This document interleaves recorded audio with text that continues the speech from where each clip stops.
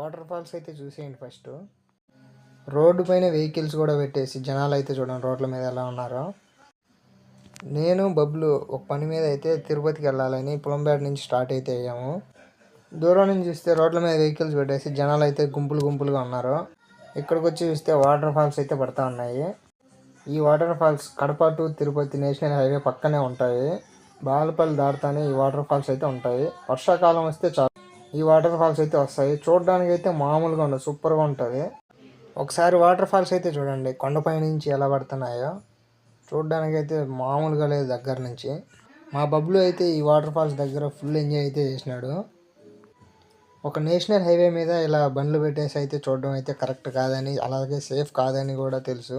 అందుకోసం నేను అక్కడి నుంచి అయితే స్టార్ట్ అయిపోయా. అలా స్టార్ట్ అయ్యి నేను మా బబ్లు మాట్లాడుకుంటూ వస్తూ ఉన్నాము. ముందరైతే ఒక వాటర్ ఫ్లో కనబడింది చూడండి, మామూలుగా లేదు.